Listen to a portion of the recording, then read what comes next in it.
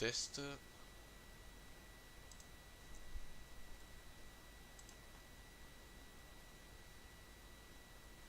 Ok, le son ça devrait être bon.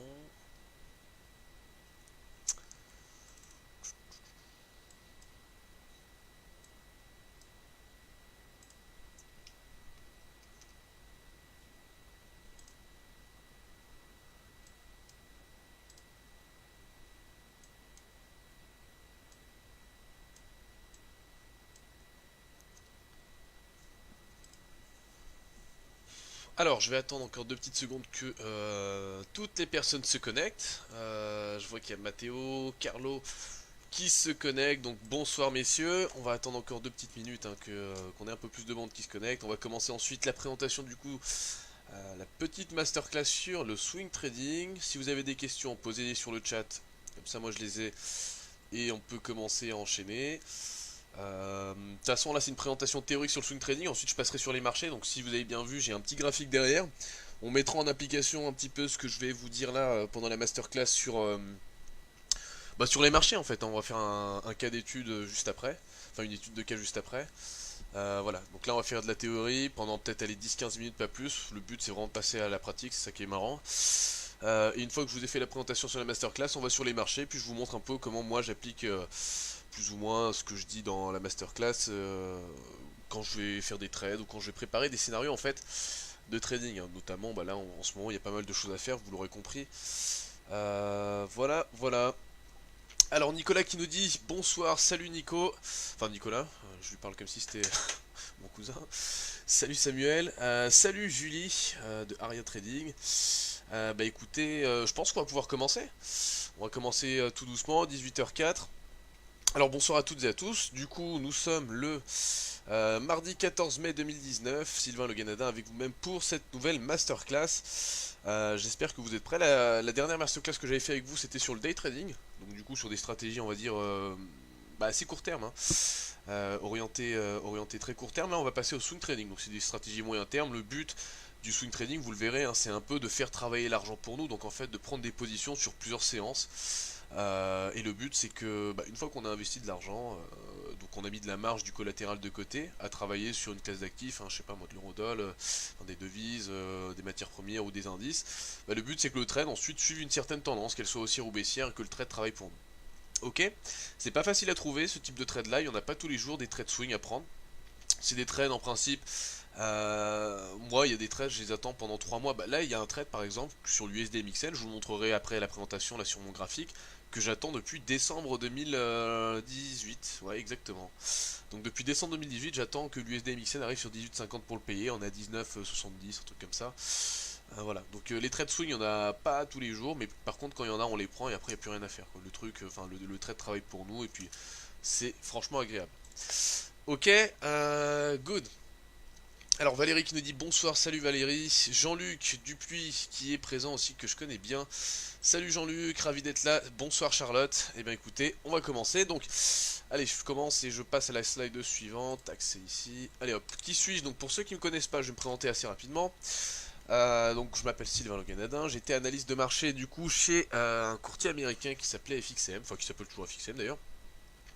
Voilà, je travaillé chez eux pendant quasiment 4 ans, de 2015 à mi-2018. J'ai commencé très tôt la finance et le trading, hein. Quand j'avais à peu près 10-12 ans, j'ai commencé à m'y intéresser, puis je suis devenu professionnel à 20-21 ans. Après avoir fait des études en école de commerce et en Allemagne aussi à l'université de Francfort. Voilà, donc ça c'est un peu pour vous dire qui je suis. Donc voilà, assez rapidement, on va passer vite là-dessus, mais en gros voilà, ça c'est mon parcours professionnel. J'ai travaillé chez FXM, j'ai lancé mon site de trading et j'ai rencontré Aria du coup en février 2019. Et j'ai découvert du coup cet outil de gestion du risque qui était plutôt en fait intéressant, parce que en fait ce qui est marrant avec Aria, c'est que j'avais eu il y a quelques années déjà l'idée de développer un de ces outils, enfin un outil un peu comme Aria mais de mon côté. C'était assez compliqué de le faire, donc je l'ai pas fait clairement, enfin ça demandait beaucoup de ressources, et puis quand j'ai découvert un peu les pubs Aria, etc. en fin d'année dernière, je me suis intéressé à ce qu'ils faisaient, puis c'est là que j'ai découvert qu'en fait ils ont fait exactement l'outil que moi je voulais faire, Et ils l'ont même mieux fait, hein, parce qu'il y a des fonctionnalités auxquelles j'avais pas pensé, et puis je me suis dit, bah tu sais quoi, je vais éventuellement m'intéresser un petit peu à ce qu'ils font, voir un peu leur outil, puis c'est vrai que bon, j'ai testé un petit peu Aria, j'ai commencé à bien accrocher, donc du coup, j'ai décidé de bosser avec Aria sur les masterclass, etc. Bonsoir Christophe qui nous rejoint également. Alors qu'est-ce que le swing trading? Donc là je vous le dis encore une fois, on va faire une présentation assez théorique et assez rapide, j'ai vraiment envie de passer à la partie analyse marché où je vais vous montrer comment appliquer un petit peu ce que je vous disais. Donc là on va voir les erreurs du swing trader débutant. Ok, avant de voir un petit peu comment on analyse les marchés, je vais vous présenter les erreurs, donc ce qu'il ne faut pas faire quand on est swing trader débutant ou quand on veut se lancer dans du swing trading. Donc rapide définition du swing trading pour ceux qui ne savent pas encore ce que c'est. Le swing trading c'est tout simplement une stratégie de spéculation sur les marchés financiers où un actif négociable est tenu seulement quelques jours pour profiter des variations de son cours. Ok, le day trading c'est je ferme ma position avant la fin de la journée. Ok, j'ouvre une position à 8h, 10h le matin, on s'en fiche. Avant la fin de la séance, avant 22h, enfin pour les futurs US par exemple, ou minuit, j'en sais rien pour le FX, je ferme ma position. Elle ne dure pas plus d'une journée. Ça c'est le day trading. Le swing trading, c'est à partir du moment où vous tenez une position plus d'un jour, ça commence déjà à être du swing. D'accord? Et ça peut durer une semaine, 2 semaines, 2 mois, 3 mois, 4 mois, d'accord? Après si ça dure 4 ans, 5 ans, là c'est plus du swing, hein. Là c'est de l'investissement long terme. Euh, donc comme vous le voyez ici, hein, le swing trading dure généralement plus d'une journée, mais plus court que les stratégies d'investissement qui peuvent détenir un actif pendant des mois ou des années. Donc en fait, voilà, il y a l'investissement entre guillemets passif du style j'achète une action en buy and hold, je la garde 5 ans et puis j'essaie de voir ce qui se passe, et le swing trading. Le swing trading ça va être 3 semaines, 3 semaines, 1 mois, 2 mois, voilà. C'est un peu plus dynamique on va dire. En swing trading, les indicateurs de momentum, donc par exemple les plus hauts, les plus bas sur 52 semaines, sont largement utilisés par les analystes financiers dans leur stratégie d'achat ou de vente. Ok, donc on utilise beaucoup d'indicateurs de momentum, moyenne mobile, RSI, etc. Donc des indicateurs de force de tendance en fait, hein, d'accord. Donc ça, on va y revenir aussi après pendant, je dirais, le cas pratique qu'on va faire sur les marchés juste après. L'analyse technique plus l'analyse fondamentale, c'est le combo gagnant en swing trading. C'est vrai que les gens ont beaucoup, et forcément ça se comprend aussi, ont beaucoup tendance à utiliser, je dirais, l'analyse technique quand ils font du trading. Pourquoi l'analyse technique? C'est le plus simple au final à apprendre, hein. On apprend, il y a un triangle, il y a un rectangle, etc. C'est rassurant. Le problème c'est qu'en swing trading on ne peut pas se fier uniquement qu'à l'analyse technique.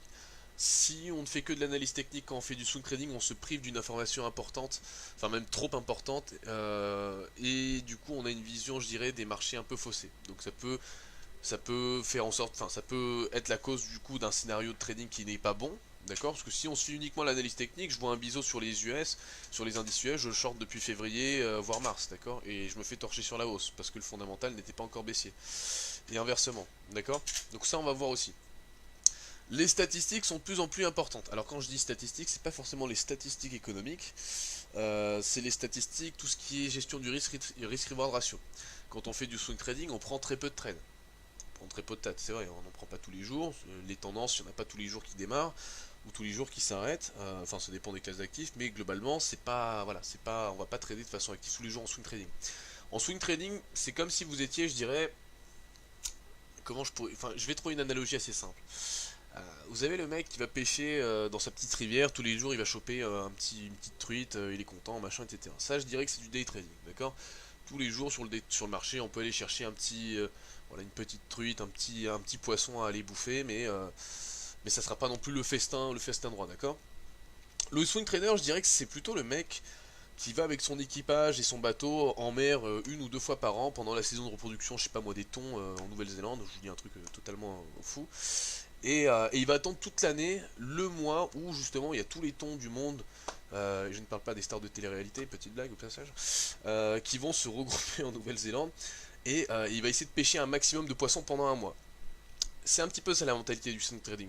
On attend en fait des opportunités très longtemps, il n'y en a pas tout le temps, mais quand il y en a, ensuite on charge entre guillemets la barque, on en prend plusieurs des trades, et on laisse tout courir. Je vais vous donner exactement les trades que moi je vais sûrement prendre d'ici à peu près, je dirais... on est encore, on est mi-mai, peut-être avant l'été, hein, peut-être avant juillet. Là, j'ai quelques idées de trade que je vais vous partager. Je les attends depuis un moment. Si tous mes setups correspondent, je vais faire exactement comme je vous ai dit, le pêcheur qui attend 11 mois de l'année pour un mois de pêche intensive et qui va ensuite essayer de ramasser un maximum de poissons pour bouffer toute l'année. Bah là, ça va être pareil. Ok, donc c'est mieux. Enfin, après, ça dépend de vos styles de trading, hein. Si vous aimez, entre guillemets, tous les jours cliquer, etc., machin, faites du day trading, y a pas de stress. Moi, je vous le dis, encore une fois, en day trading, statistiquement, c'est des chiffres, hein, 20% des séances sont rentables, 80% des séances vous mettront flat ou légèrement en perte, enfin, voire même totalement en perte.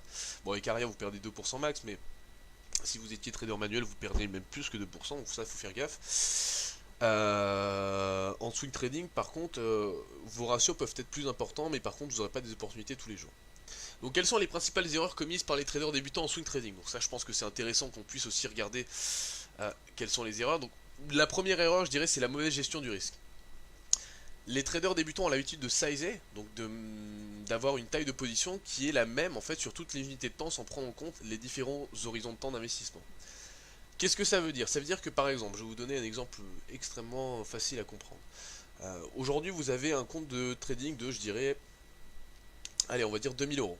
Ok, vous vous mettez à 1 euro du point quand vous tradez du DAX en intraday. Bon, ça peut se comprendre, voilà, vous mettez 1 euro du point, vous êtes en levier du coup 2000 euros, le DAX on va dire qu'il a 12 000, vous êtes en levier 6, ok, pas de problème, levier 6, ça reste correct, d'accord? Vous prenez des positions pour aller chercher, on va dire 50-60 points en intraday, vous avez des stops de 20-30 points, donc vous risquez 20 à 30 euros par trade, ce qui reste encore une fois correct, hein, 20 à 20 euros, c'est 1% de 2000 euros. Sauf qu'un jour, vous voyez une opportunité et vous vous dites, bah tiens, je prendrais bien un achat swing. Le marché a perdu 5-10%, puis il est plus haut, j'ai envie de prendre un achat swing. Je me mets à 1 euro du point, je mets un stop de 200, 300, 400 points, et je mets un TP de, je dirais 800, 900 points. Encore une fois, sur le papier, c'est pas forcément idiot, hein. C'est pas forcément idiot. Le trade, en tout cas, le setup est pas, est pas idiot du tout, hein. 200 points de stop pour 800, 900 points de TP, ouais, c'est bon. Le risque-reward ratio, il est excellent, quoi. C'est 1 pour 3, 1 pour 4.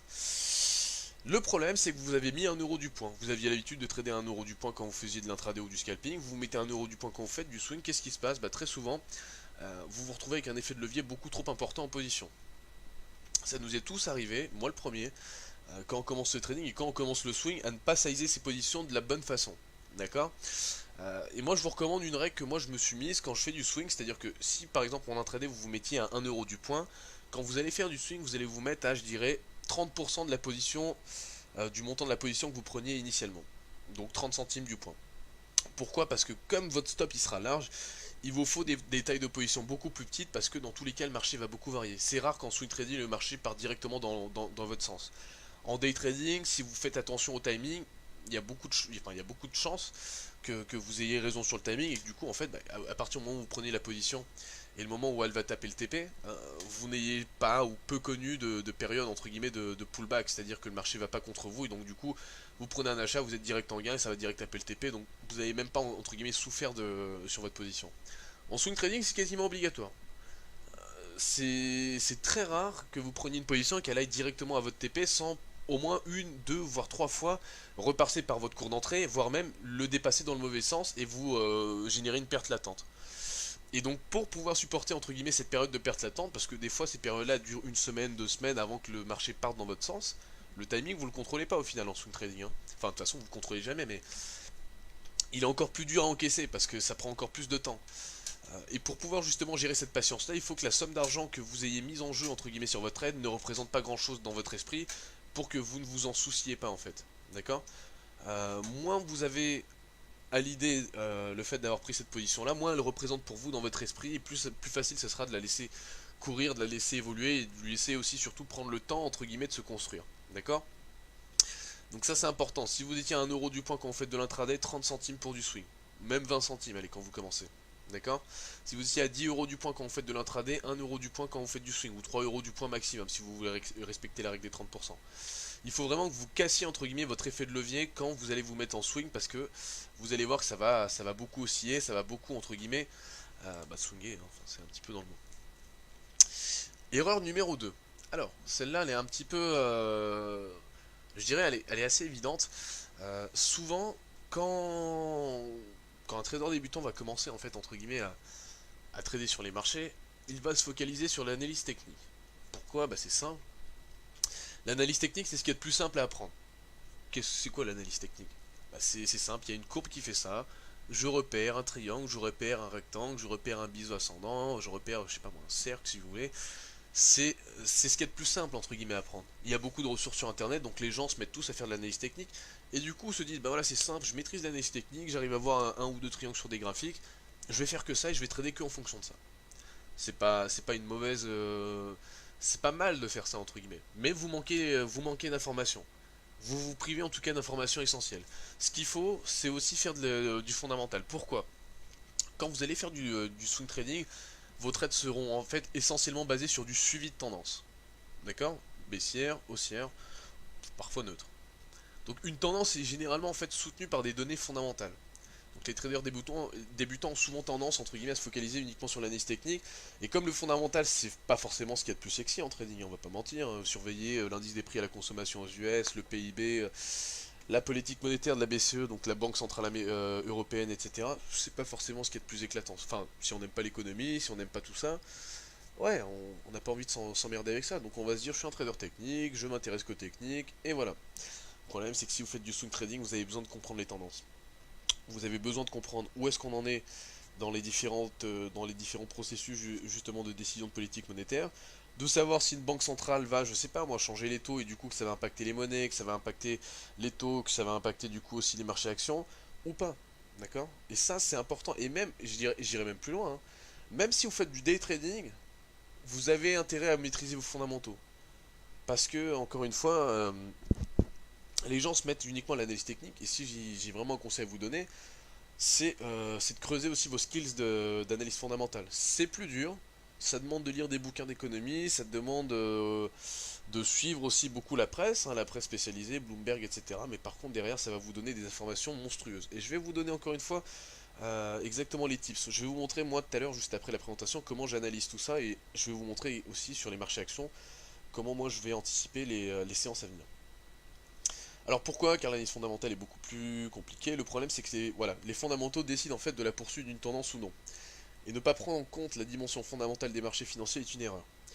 Encore une fois, par exemple, aujourd'hui vous tradez le DAX, vous tradez le Dow Jones. Il monte, pourquoi? Vous allez dire bah parce qu'il casse un triangle, mais pourquoi il casse le triangle? Bah oui, mais en fait la courbe a légèrement cassé le triangle symétrique, donc du coup c'est haussier d'après l'analyse technique. Non, faux. Que dalle, c'est que en fait les gens anticipent aussi beaucoup.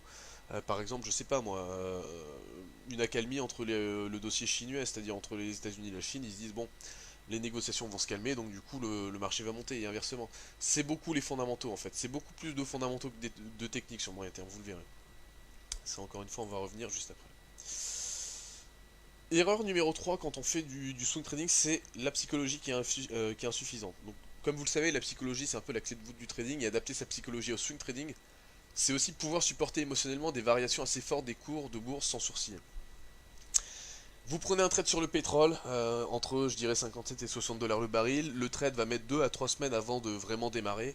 Pendant 2 à 3 semaines, il faut pouvoir encaisser aussi le fait que vous soyez en perte latente ou au moins zéro. D'accord? Et ça aussi c'est une question de psychologie, ça aussi c'est dur à gérer, c'est pas facile, et il va vous falloir beaucoup de discipline. La discipline après ça se travaille. Donc je dirais que la discipline est de rigueur, et le trader souhaitant faire du swing trading ne devra pas regarder ses graphiques toutes les 2 minutes au risque de couper trop tôt ses positions. Ça arrive extrêmement souvent que des membres par exemple à moi et des abonnés me disent voilà Sylvain, je me suis lancé sur un swing, je mets déjà un effet de levier trop important, j'ai mis le même effet de levier que je mets en day trading, donc déjà erreur numéro 1. Erreur numéro 2, là le marché perd 50 points, je crois que je vais couper, je me suis trompé sur mon swing, etc. Et ils coupent leur position, puis à la fin ils avaient raison, le marché part dans leur sens 3-4 jours après, et puis ils se disent bah j'ai raté 400 points de hausse, Sylvain, pourquoi, etc. La réponse elle est simple, et c'est toujours la même. Effet de levier trop important, regarder trop souvent ces graphiques, c'est entre guillemets se tenter, d'accord? Il faut pas se tenter. Quand on fait du swing trading, je prends une position, je ne regarde plus mon graphique. Si je prends une position et que je regarde mon graphique toutes les 2 secondes, je vais être tenté de couper, je vais être tenté de renforcer, je vais être tenté euh, aussi d'encaisser mes gains trop vite. Des fois, vous allez avoir une superbe tendance, vous visez 800 points de hausse, au bout de 400 points, vous dites bah je coupe. Je suis devant mon graphique, on vient de faire 400 points en 2 minutes, je coupe. Vous auriez attendu peut-être 48 heures, vous auriez eu vos 800 points. Et ça c'est des scénarios qui arrivent vraiment tous les jours en fait, hein.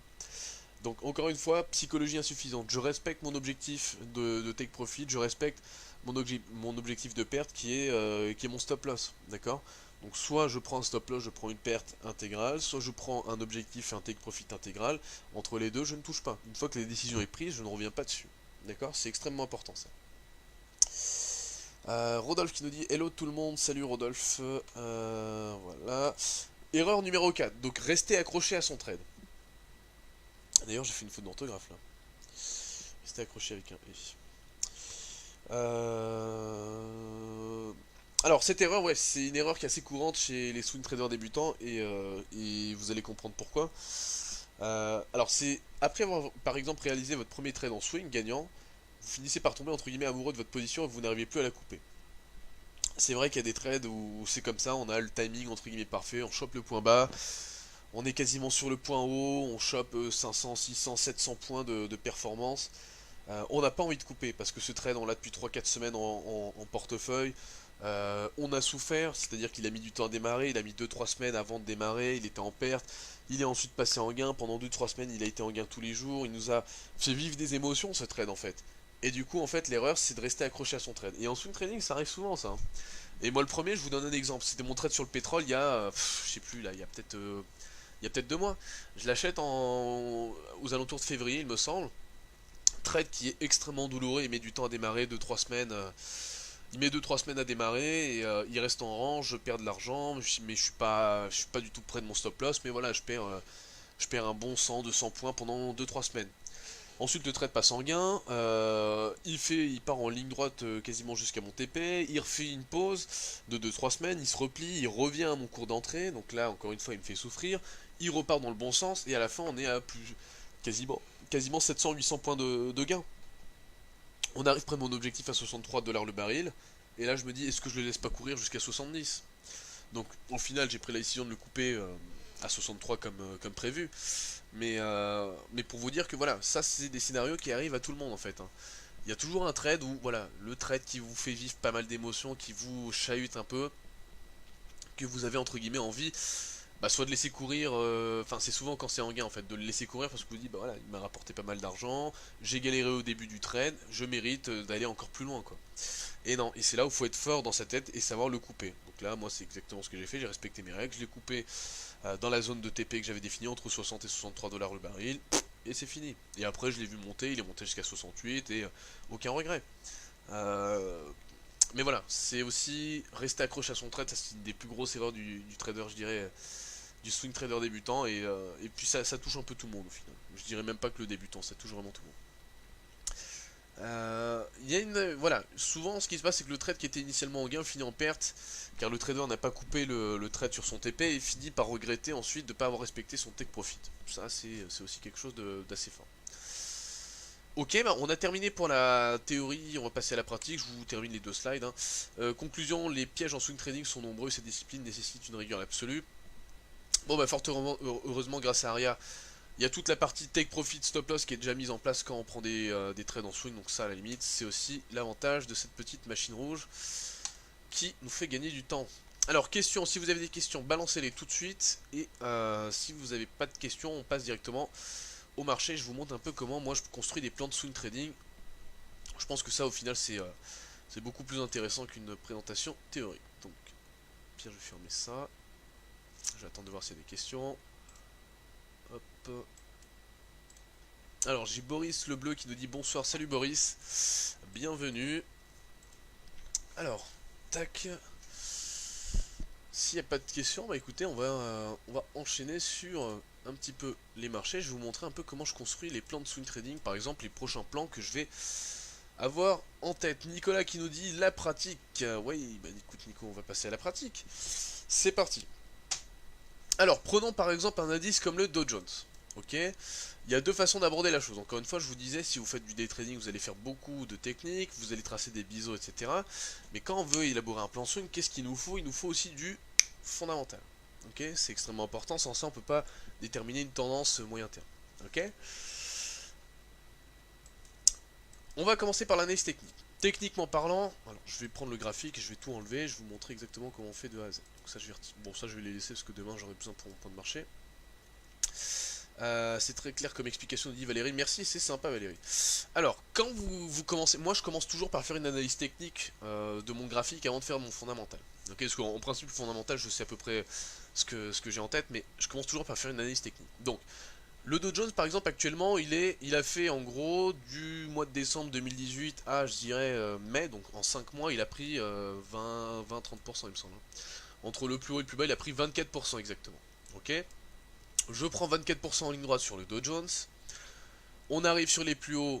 Bon bah, logique qu'il y ait des prises de bénéfices. En même temps, 25% de performance en ligne droite. N'importe quel asset manager qui a payé, donc un asset manager, un gestionnaire de fonds, qui a payé en début d'année des valeurs du Dow Jones, comme, je sais pas moi, du Boeing ou autre. Forcément, après 25% en ligne droite, il va prendre des bénéfices. Donc c'est logique déjà. Déjà, vous voyez, d'un point de vue fondamental, ça c'est même pas du technique, c'est du fondamental. Je me mets à la place des grosses mains sur les marchés financiers. Le marché prend 25% en ligne droite depuis le 1er janvier. Qu'est-ce qui se passe dans ma tête? Je me mets à la place des gens qui ont peut-être investi massivement dans cette hausse-là. Qu'est-ce qu'ils vont faire après 20% de performance? Ils vont laisser courir ou ils vont prendre des bénéfices pour sécuriser une partie de la performance qu'ils ont générée pour leurs investisseurs? Bah, logiquement, oui, il y a des prises de bénéfices qui vont avoir lieu dans cette zone-là, parce que je suis un investisseur, je prends des bénéfices, je sais pas ce qui va se passer avec le dossier Chine-US. Déjà, c'est un facteur baissier. Premier facteur baissier. Ok. Deuxième facteur baissier. Je prends mon fameux site Bloomberg. Donc, bon, si vous parlez anglais, j'espère que vous parlez anglais, ça va vous changer la vie. Si vous parlez pas anglais, il y a toujours les sites français. Vous allez sur ce site, bloomberg.com/markets, et vous avez toute l'information, je vous le mets sur le chat là ici, toute l'information financière. Donc tous les matins, Bloomberg il vous publie le Daily Market Wrap-up là, machin, avec toute l'information importante de la journée. Ok, c'est updaté toute la journée, donc là vous cliquez là, et toute la journée, ça il vous l'actualise avec les news les plus importantes de la journée. Donc le matin, vous avez ça en principe, hein. Vous avez un truc comme ça avec un recap de toute l'actualité qui a été importante pour la journée. Ok. Je vous conseille de tous les matins, quand vous commencez votre journée, votre séance de trading, vous allez sur Bloomberg Markets, enfin, bloomberg.com/markets, vous cliquez ici, donc aux alentours des 8h-9h le matin, et vous avez un recap. Donc le mec, enfin les mecs, ils vous font tout un recap et ils vous disent exactement où est-ce qu'on en est sur les marchés. Bah là, vous le voyez, hein, par exemple ici, on est en train de parler. Là, il parle par exemple de la rencontre de Trump et de Xi Jinping pendant le sommet du G20 next month, donc le mois prochain en juin. Donc qu'est-ce qui va provide some donc là par exemple ils disent que les négociations sont toujours en cours, qu'il y aura peut-être un peu plus d'optimisme parce que malgré la hausse des droits de douane, ils vont se rencontrer lors du G20 le mois prochain, donc Trump et Xi Jinping, etc. Et vous avez toute l'info là, d'accord? Vous avez toute l'info qui est importante, elle est là en fait, il n'y a pas besoin non plus d'aller chercher sur 40 sites. Donc fondamentalement parlant, premier élément technique, depuis le 1er janvier, 25% de hausse, prise de bénéfices, premier point entre guillemets baissier. Deuxième point baissier, le dossier Chine-US, je ne sais pas ce qui se passe, Trump augmente les droits de douane sur 200 milliards de marchandises chinoises vendredi dernier. La Chine a dit que le 1, donc le 1er juin, elle allait taxer 60 milliards de marchandises US à son tour. Scénario baissier, ok, deux points fondamentaux baissiers. Il n'y a pas de stress, on est d'accord. Techniquement parlant, où est-ce qu'on se trouve? Je prends un Fibonacci, je trace ici, je regarde un petit peu si on a retracé un niveau assez important du mouvement haussier qu'on a eu entre décembre et mai ou pas. Le niveau des 23,6, il a été touché. Le niveau des 38,2, il est à 24 000... 24 000 combien? 24 630, 24 650. Ok, donc il nous reste encore une marge de consolidation non négligeable. Est-ce que je short ici alors qu'on est sur support? Là c'est du technique. Pas forcément. Qu'est-ce que je vais faire en swing du coup? Bah le scénario il est très simple. Moi ce que je disais hier, enfin ce que je dis même aujourd'hui à mes abonnés, il y a deux solutions. Je vois que le marché est assez tendu en ce moment, qu'il y aura des prises de bénéfices qui vont très probablement avoir lieu dans les séances à venir. Donc si je shortais en swing, qu'est-ce que je vais faire? Est-ce que je vais shorter la cassure ici?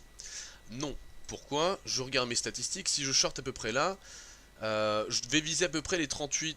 allez, je vais viser peut-être éventuellement les 50% de retracement ici. Donc à peu près 24 000 on va dire, les 24 000 points. Ok. J'ai du coup un TP d'à peu près 5%. Mais mon stop, je vais le mettre au-dessus des plus hauts. Donc j'aurai un stop d'à peu près 5%. Donc mon ratio risque-rendement il est de 1 pour 1. D'accord? 1 pour 1, pourquoi? Parce que je risque 5% sur mon stop si je prends un short swing et j'ai un TP d'à peu près 5%. Donc bon, c'est même pas intéressant en fait en vrai, hein. Ça m'intéresse pas. Et du coup, le scénario que j'ai éventuellement partagé, c'est le suivant. Moi, ça me dérange pas de shorter en swing des indices US. Moi, le vrai plan que j'ai, c'est de les payer quand ils seront beaucoup plus bas. Mais si je dois shorter, ça me dérangerait pas de les shorter si on a un rebond. Si on a un rebond dans cette zone jaune. Pourquoi? Parce que ça nous ferait une épaule, tête, épaule. Donc là, c'est de l'analyse technique qui vient, entre guillemets, renforcer le fondamental. Fondamental baissier, pourquoi? Parce que Chine US se tape la gueule sur les droits de douane, etc. Et c'est pas encore terminé. Il y a encore un mois de négociation. Donc on a encore un bon mois d'action, je dirais. Et ça nous donnerait du coup un scénario comme ceci. Épaule, tête, épaule. Donc si on a une épaule, tête, épaule et que ça casse par le bas, c'est une figure de retournement en analyse technique. L'objectif théorique, c'est simple. Je prends la distance entre la ligne de coup ici et le haut de la tête. Je la reporte à la cassure du range, donc qui est à peu près ici au niveau de la ligne rouge. Et ça me donne un objectif baissier aux alentours des 24 200. Voilà, 24 000, 24 200. Ok? Si on a un rebond ici et que je short dans la zone jaune en swing, j'ai un stop du coup de, je prends un prix au hasard dans la zone jaune, hein, mais j'ai un stop d'à peu près 3,50% au-dessus des plus hauts. Et j'ai un TP à peu près à 24 000 du coup de 7%, voilà, 5, voilà 7, 7,3. Donc j'ai un ratio risque-rendement quand même de 1 pour 2. Ce qui devient quand même beaucoup plus intéressant que le 1 pour 1 qu'on a ici, hein. Stop de 5%, TP de 5%. Donc si je dois prendre un short, un trade short en swing, j'attends le rebond là, je short dans cette zone entre 26 000 et 26 000 combien, 26 265, stop au-dessus des plus hauts, je vise entre 24 000 et 24 400. Entre 24 000 et 24 400, je mettrai une zone ici. Je ne vais pas prendre un point pile, je vais prendre une zone. Ok, ça c'est une façon de travailler en swing par exemple. Deuxième plan que j'ai par exemple, je vais vous montrer sur le pétrole. Donc ça sera pour les séances à venir aussi. J'ai deux graphiques sur le pétrole, donc je vais juste retrouver l'autre parce que c'est sur l'autre que j'ai tous mes niveaux. Alors, US Oil, c'est peut-être celui-là. Ouais, c'est celui-là. Alors, il est un petit peu fouillis, mais vous allez comprendre pourquoi. Je vais me mettre en H1, on y verra peut-être un peu plus clair. Peux-tu nous montrer comment tu traces les zones en bleu, s'il te plaît, nous demande Samuel. Les zones en bleu. Quelles zones en bleu? Alors, Samuel, juste je vais répondre à la question de Samuel quand même, parce qu'il Ah, tu veux dire les zones... Alors, je vais juste te poser la question, tu me réponds par oui ou par non. Est-ce que tu veux parler de ces zones-là, les zones en bleu, ou tu parles des zones-là, enfin, les espèces de trucs en arc-en-ciel? Je vais juste attendre que tu répondes à la question, j'y réponds et ensuite j'enchaîne sur le scénario pétrole swing. Je vais vous montrer un peu ce que j'ai en tête. Trade qui sera aussi pas mal et qui va normalement durer un petit moment aussi, donc ça va être pas mal. Donc encore une fois, je répète la question pour Samuel. Est-ce que tu me parles de ces zones-là ou de ces zones-là, ici? J'attends 2 petites secondes. Alors.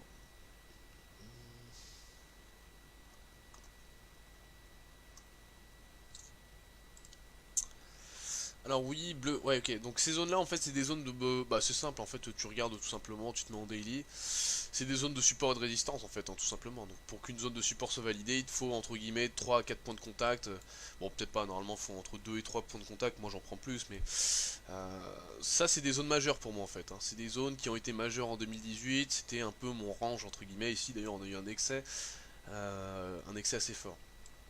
Mais c'est pas le plus important, ces zones là en fait c'est simple, hein, tu prends... Regarde, tu prends pareil, hein, tu te mets en H1 et puis t'as les mêmes quoi ici, hein. Hop. Tu prends ça, où est-ce qu'il y a une zone par exemple qu'on peut identifier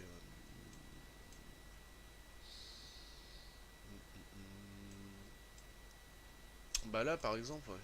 Ça par exemple c'était une belle zone, alors attends, ligne rouge. Bah celle-là par exemple, bah en fait ouais le range il est tracé, j'ai même pas besoin de rajouter d'autres zones, en fait c'est ça les zones. Ça par exemple tu vois c'est une zone, le cours vient ici, ça rebondit, bah ça mérite d'avoir une zone bleue entre guillemets parce que c'est une zone que j'ai considérée comme support. Ici à l'époque quand j'avais fait mon graphique en H1, pareil j'avais pris une zone bleue parce que entre guillemets on avait un range, c'est-à-dire qu'entre entre octobre et décembre, bah, on avait cette espèce de range là, à chaque fois qu'on arrivait ici il fallait payer, enfin moi en tout cas j'avais tenté des stratégies d'achat. Et ça marchait plutôt bien jusqu'au 15 décembre, ouais, ça, où là on a cassé le support et là c'est parti en ligne droite jusque là. Ok, allez on passe au pétrole maintenant. Alors, ah, c'est pas celui-là, c'est celui-là. Alors, le pétrole, par exemple, stratégie qui est un peu plus, taquine en swing. Euh, il est monté au plus haut jusqu'à 66 dollars le baril. Ce qui est un très bon niveau de prix. On peut se dire, voilà, 66 dollars le baril, c'est un gros niveau, etc. C'est haussier, mais qu'est-ce qu'on fait en swing, Sylvain? Analyse technique. Je me mets en daily, je regarde. Donc, on va refaire l'analyse technique en entier ensemble. Je vais tout retirer. Vous savez quoi? Je vais tout retirer. On va tout faire ensemble. Ça me fait mal au cœur de tout retirer parce que je vais devoir tout refaire, mais c'est pas grave. Comme ça, moi, je vais vous apprendre un petit peu comment je fais. C'est aussi le but. Voilà. Je retire tout. Je retire pas l'explication par contre, parce que ça, je vais les garder pour demain. Allez, on peut revoir. J'ai un graphique comme ça. Bon, je vois mon graphique, il est assez, bah, il est tout nu maintenant, il n'y a plus rien à faire dessus. Première étape, analyse technique. Je prends mes outils, je trace mes droites de tendance. Qu'est-ce que j'ai ici? J'ai un biseau ascendant. Biseau, canal ascendant, voilà. L'idée est là, c'est que c'est aussi. Je prends par exemple un Fibonacci pour voir à peu près les niveaux de retracement. Donc où est-ce que le marché pourrait consolider? J'ai le niveau des 23,6 qui est un niveau de support. 60 dollars le baril, bah ouais, c'est un prix rond. Et puis ça correspond aussi à cet MM200. C'est un niveau pour l'instant qui est payé par le marché. Combien de temps il sera payé, ça j'en sais rien. Honnêtement, moi je pense qu'il va rompre. Et il y a peut-être moyen de choper un meilleur prix d'entrée à l'achat. Mais s'il tient, bon après peut-être que c'est là qu'il faut payer aussi. Techniquement parlant, voilà, moi j'ai pas besoin de faire plus, je vois à peu près mes niveaux maintenant. D'accord? Je peux rajouter si je veux faire un peu de chichi, éventuellement quelques zones de support et de résistance. Si je devais rajouter par exemple une zone de support, bah il y a celle-là qui m'intéresserait bien. Pourquoi? Parce que là c'était une zone qui avait été pas mal travaillée. D'accord? Là pareil, cassé, il y a limite un pullback qui a été fait là. Là on est venu là, on l'a cassé, on a fait un pullback, on est revenu là. Donc cette zone-là, limite, elle peut m'intéresser. 50, 58 jusqu'à 59,10. Ouais, c'est ça. Ok.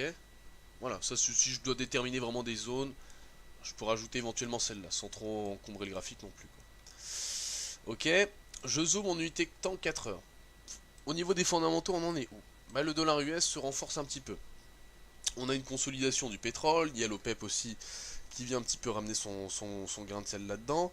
Donc du coup, on a une consolidation. Depuis le 1er janvier, on a eu une flambée, je dirais, des cours du baril de brut d'à peu près, donc si je dois chiffrer ça en pourcentage, bah, c'est simple. Voilà, deuxième, on va se prendre le 2 janvier, et on monte jusqu'ici, on a une hausse de 47%. Euh, on passe de 45 dollars le baril à quasiment 66. Hein. Donc bon, on a une hausse de 47%. On retrace actuellement et on perd depuis les plus hauts un petit 8%. Bon, c'est pas entre 40%, on peut estimer qu'il y a au moins un tiers à retracer. Au moins un tiers à retracer, donc à peu près 10-12%. Ça paraît pas fou. D'accord, ça paraît pas fou de retracer 10-12%, et puis au final ça correspondrait plus ou moins à cette zone-là. D'accord. Donc à peu près, voilà, 12%, ça correspondrait vraiment au 58. Donc là, le plan, bah, c'est tout simplement ça. C'est en swing d'attendre de voir si on a une consolidation qui perdure et qui va nous amener les cours sur 58. Et puis là, on se dira, bah, ok, pourquoi pas commencer à payer aux alentours des 57-58 dollars le baril. Pareil, je vis 70 dollars. Donc ça, c'est le TP que moi j'ai déterminé. 70 d'ailleurs, c'est assez soft. Hein. Si on veut vraiment être agressif, on vise les plus hauts à 74 en swing. Moi, j'ai mis 70 pour être un peu conservateur. Mais si on est vraiment agressif, on va viser les plus hauts. Hein. Et voilà, je paye par exemple 58, je vis 70, ça me fait un TP d'à peu près 20%. 58, je mets un stop peut-être à 54 de 400 points, donc de 7%, 6%. Donc j'ai du 1 pour 2, 1 pour 3. C'est extrêmement intéressant comme trade. Et ça, c'est des trades, par contre, vous voyez, faut les attendre. Faut attendre que ça descende sur 58. Une fois que ça sera sur 58, on va prendre éventuellement un achat. Et si on doit le prendre, il faut vraiment qu'il y ait un retournement aussi en horaire ou en H4, mais pareil, encore une fois, le trade va pas partir en directionnel à 70 dans les deux jours. Hein. Ça va faire des ranges pendant très longtemps, ça va passer peut-être même proche du stop loss. Après, éventuellement, ça partira et puis ça se fera sur 3 semaines, un mois, 2 mois, ça prendra le temps qu'il faut. Mais c'est des trades qu'il faut attendre longtemps. Par contre, une fois qu'ils sont pris, il n'y a plus rien à faire. Je prends mon trade là, j'ai mon stop à peu près là, j'ai mon TP là, je regarde plus. Je regarde mon trade 2 fois par jour, je vérifie juste à peu près où on en est. Et puis c'est tout. Et après, je cherche le prochain trade swing. D'accord? DAX, pareil. Là, niveau d'achat, environ, j'ai mis 11 008, 12 000. Donc, c'est une zone qui m'intéressait. Je ne l'ai pas encore pris à l'achat. Parce que 11 008, on les avait pas fait. On a fait 11 850. Donc, moi, je voulais vraiment 11 008. Mais pareil, DAX, sur une belle consolidation, pareil. Je vous fais l'analyse. C'est simple. Hein. Au niveau, les fondamentaux, c'est plus ou moins les mêmes que sur le dossier US. Hein. Au final, c'est les négociations Chine-US qui viennent un peu rythmer les indices boursiers mondiaux. DAX, on revient sur 38,2 sur 11 600. 11 650, ouais, un achat swing, 11 650, TP aux alentours des 12 600, 12 008, stop aux alentours des 11 000, ou peut-être 11 200, parfait.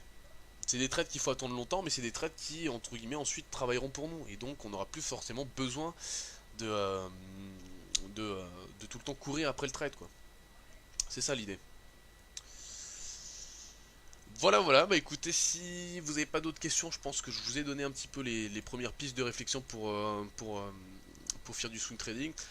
Encore une fois, le but c'est de préparer vos zones d'intervention. Donc préparer les zones d'intervention, c'est quoi? C'est prendre un graphique tout simplement, faire une analyse technique. Donc déjà au moins pour juste repérer, je dirais, vos zones d'entrée et de sortie. Une fois que vous avez repéré vos zones d'entrée et de sortie, vous faites une analyse fondamentale, donc vous regardez un petit peu les fondamentaux qui vont impacter votre actif. Si c'est du pétrole, vous surveillez l'OPEP, vous surveillez les stocks de pétrole brut hebdomadaires publiés par le département américain de l'énergie tous les mercredis à 16h30. Vous surveillez le dollar US, d'accord? Donc si vous faites du pétrole, c'est ça qu'il faut surveiller. Si par exemple vous faites des marchés actions US, donc du Dow Jones, du S&P 500, vous surveillez la politique économique américaine. Tout ce que la Fed vous dit sur les hausses de taux, etc. Vous surveillez le dollar US, vous surveillez le dossier Chine, Chine-US. Enfin voilà, c'est votre boulot. Hein, donc il faut que vous surveillez tout ça et ensuite voilà, bah, vous déterminez une tendance. Vous dites bah moi à moyen terme je pense que c'est haussier.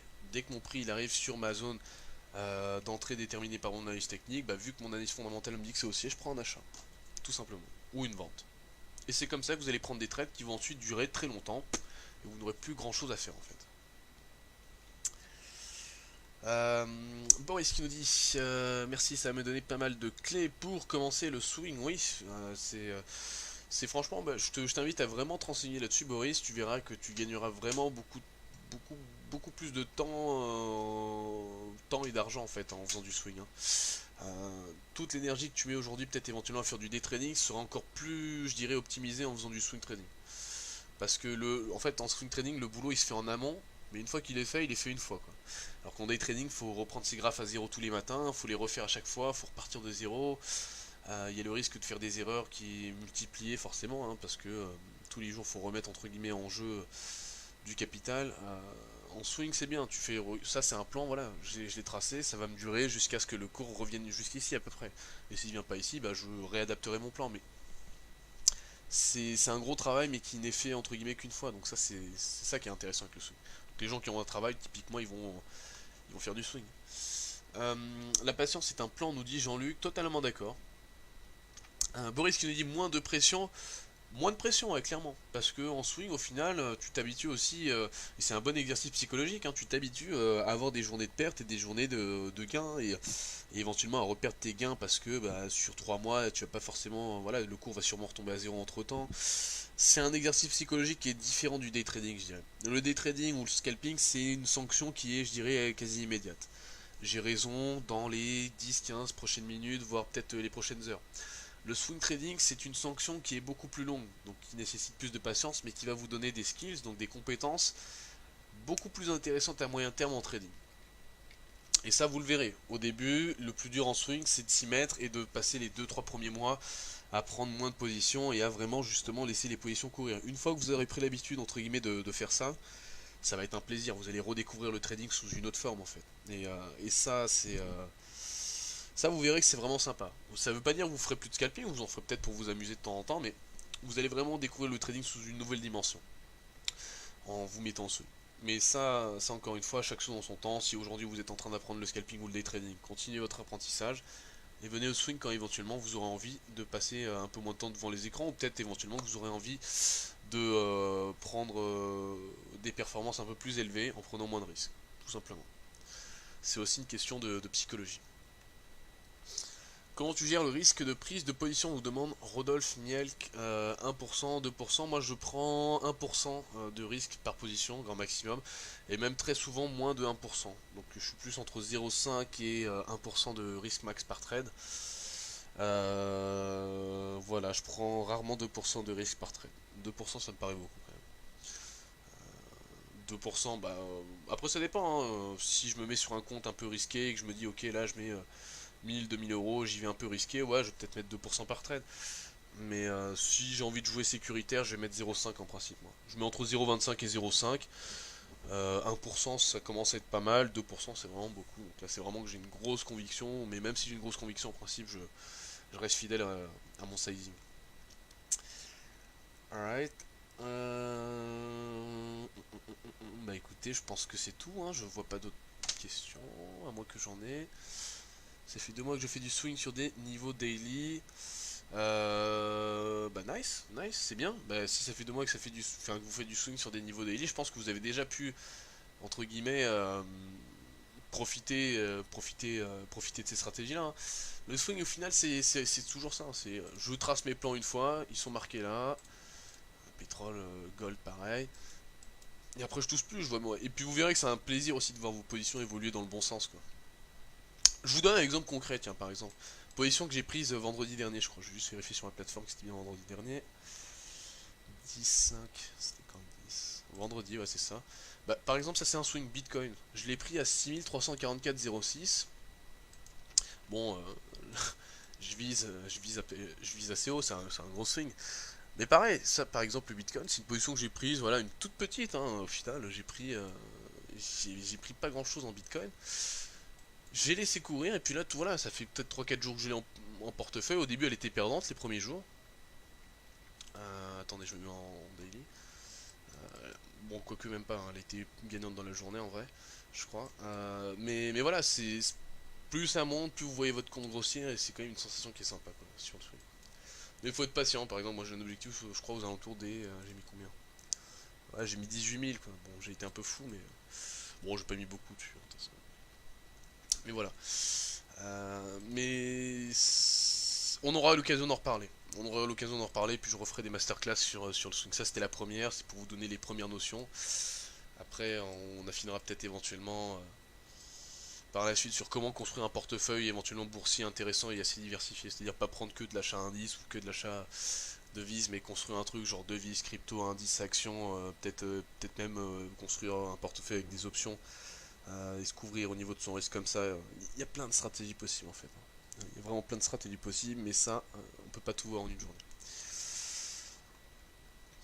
Ok, et c'est vraiment différent. Il y a des jours où je hedge ma position. Bah ouais, Francis, moi pareil. Il y a plein de jours où quand je suis pas d'accord, enfin quand j'ai peur qu'un dossier vienne entre guillemets tout défoncer sur ma paire, je vais prendre des hedges. Je vais pas forcément hedger ma position en prenant la position inverse. Je vais prendre des actifs décorrélés ou non ou corrélés inversement et je vais prendre des hedges un peu comme ça. Enfin, il y a plein de choses à faire. Tu conseilles quel actif pour le swing, nous dit Nicolas Martin. Alors bah ceux qui sont. En fait en gros quand tu fais du swing, il n'y a pas vraiment d'actif, tu vas chercher une tendance. Donc tu vas chercher quelque chose où il y a de la tendance. Typiquement vendredi dernier, moi j'arrivais pas à me dire je vais rentrer à l'achat en swing sur les indices, ou je vais rentrer à la vente en swing sur les indices. Par contre j'ai vu qu'il y avait un début de breakout sur le Bitcoin et je me suis dit c'est peut-être le démarrage d'une nouvelle tendance.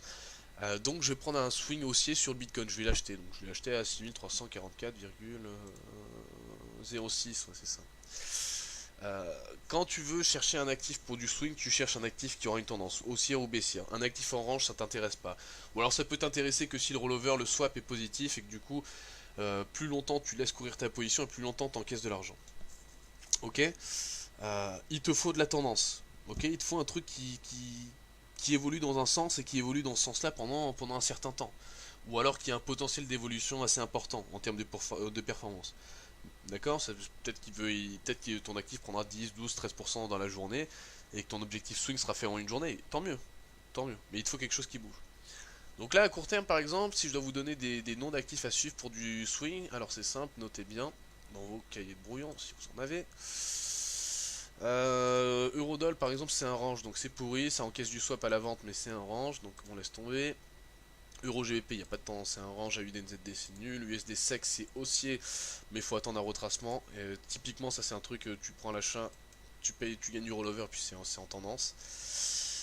Il y avait quoi en tendance aussi? Il y avait du Société Générale, est-ce que c'était bon ça? Non, SOG c'est en range, donc c'est pas intéressant. Bah, le Bitcoin, tendance haussière. Gold c'est un range, c'est pas forcément intéressant pour du swing. S&P 500, Dow Jones, etc. et compagnie, ça dépend. Il faut attendre entre guillemets que ça retrace pour éventuellement payer. DAX, pareil, c'est des tendances haussières, il n'y a pas de problème là-dessus. Maintenant, faut que ça reprenne un peu, mais c'est des tendances haussières. Donc en gros, moi vraiment le plan sur les indices, hein, c'est que dès que ça consolidera encore un peu, donc moi il me manque encore au moins un bon 5-10% de consolidation avant éventuellement de payer en swing. Mais c'est des tendances haussières, hein. Ça finit là, les indices, quelque part là, il y a un rebond, machin. Ouais, ça me dérangerait pas de payer, quoi. USD 4 pour l'instant, c'est un range, on reste là-dedans. Nasdaq, il me semble que c'est haussier malgré la baisse, donc là faut attendre que ça consolide, mais ça peut se payer. Dansk, c'est une tendance baissière, c'est une valeur financière, c'est une banque, ça c'est short, hein. Pour moi ça va à 70, on est à 107. Il y a un potentiel de consolidation de 35%. Donc ça c'est une belle tendance baissière par exemple. Fondamentalement parlant, par exemple le dossier est extrêmement compliqué. Donc ça c'est un beau swing baissier. USD HKD c'est un range, ça on touche pas, il y a un peg. USD MXN, il y a un range, ça se paye sur 18,50 mais il y a un range donc c'est pas forcément intéressant. Bah ça sera intéressant pour du swing sur cette zone là en rouge. DAX c'est 11 008 du coup j'avais dit, voire même 11 650. Pétrole ça devient intéressant aux alentours des 57-58 dollars le baril pour viser 70. Apple ça sera peut-être sur 160 dollars l'action, on a encore le temps. Boeing c'est compliqué. Deutsche Bank, c'est une belle tendance baissière. Ça, je le répète depuis des années. Ça, c'est baissier. Depuis les 13, c'est baissier. C'est une banque qui est, qui est en souffrance. Et pour l'instant, les fondamentaux, c'est pas haussier. Donc, ça, Deutsche Bank, on a 6,88. Ça va pour moi à 5,50. Ça, c'est un dossier baissier. Renault, c'est baissier aussi. Pareil. Hein. Renault, là, on est actuellement à 53 euros l'action. Ça va à 30, 35, 40 euros l'action. Hein. Il y a un beau potentiel baissier sur Renault, fondamentalement parlant. Pour moi, le dossier tient pas la route. En Europe, ils sont en repli au niveau de leur vente, etc. L'indice FANG, Facebook, Amazon, Netflix, Google, c'est haussier et ça va pas tarder à arriver dans une de mes zones d'achat, je pense. Première zone d'achat que j'ai identifiée, c'est 2400 et quelques. Je vérifierai, mais ça peut commencer à me tenter, ça peut commencer à fortement même me tenter. Il y a un swing par excellence que je vais vous partager, c'est le VIX. Le VIX, par contre, c'est pas sûr qu'on puisse l'avoir, mais s'il vient entre 30 et 40, là, entre allez 32 et je dirais 37-40, je vais le shorter en swing, stop très large par contre, et après je vise un retour à la normale aux alentours de 12-13 voire 10. Et ça c'est un super swing pareil. Ça c'est le genre de swing, ça arrive une fois tous les ans, hein. Vous le voyez, c'est pas tous les jours qu'on arrive dans cette zone là. C'était par exemple en février 2018, la deuxième fois c'était en décembre 2018, la fois d'avant c'était en 2015 le 21 août, donc ça c'est des trucs, encore une fois, c'est des. Voilà, on n'arrive pas tous les. Voilà, la dernière fois c'était en 2011, donc des fois il y a des espaces de 3-4 ans où on les a pas. Et par contre, le VIX, hein, s'il vient taper cette zone des 30-40, ça c'est des trucs qui arrivent une fois tous les 2-3 ans. Ça short, stop très large, la volate, ça redescend à la normale dans les 2-3 mois d'après. Là il y a des performances de malade à aller prendre, quoi. Là il y a du 50-60% à aller chercher, quoi. C'est pas trop dur, quoi. Donc voilà. Le VIX c'est un peu le chouchou, hein. C'est lui, il arrive dans ces zones-là, il faut le shooter, quoi. C'est pas éternel, hein. Un VIX à 30-40, c'est pas un truc qui dure trop longtemps, quoi.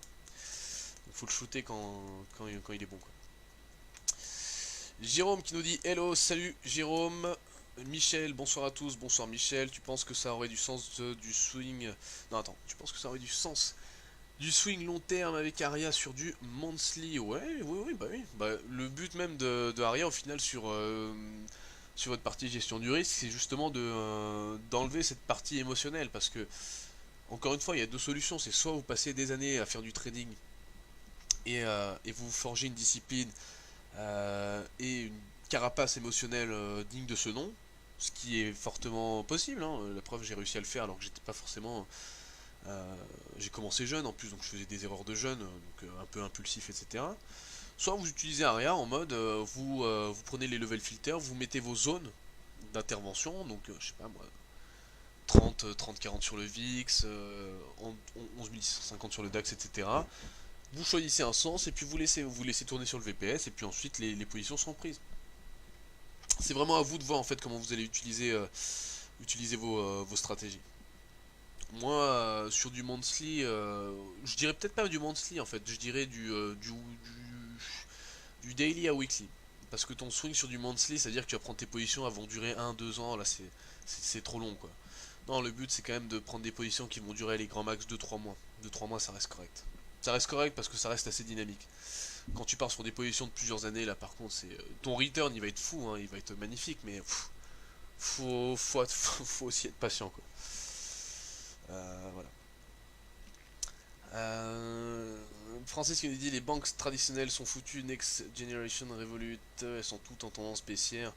Ouais non en fait si non, enfin si elles sont baissières, denses, etc. C'est pas parce que le modèle des banques traditionnelles est totalement foutu, bon même s'il est en péril, mais c'est surtout parce que denses qu'ils ont blanchi de l'argent dans leur filiale de l'Est, ils se sont fait griller.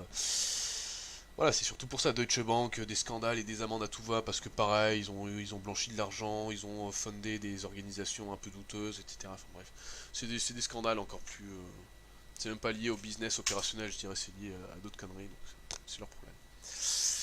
Ok, top, on est good. 18h58, messieurs, dames, l'heure pour moi de vous libérer, de vous souhaiter une excellente soirée, on se retrouve... je sais même pas quand on se retrouve au final, on se retrouve éventuellement très vite sur ce groupe. Pour, je sais pas, moi peut-être une prochaine masterclass ou autre. D'ici là, si vous avez des questions, n'hésitez pas à m'ajouter sur Facebook, Sylvain Le Ganadin, Twitter, Sylvain-du-8, FX, et voilà. Excellente soirée à tous, bon appétit pour ceux qui vont manger, bon trading pour les autres, et voilà, bonne soirée.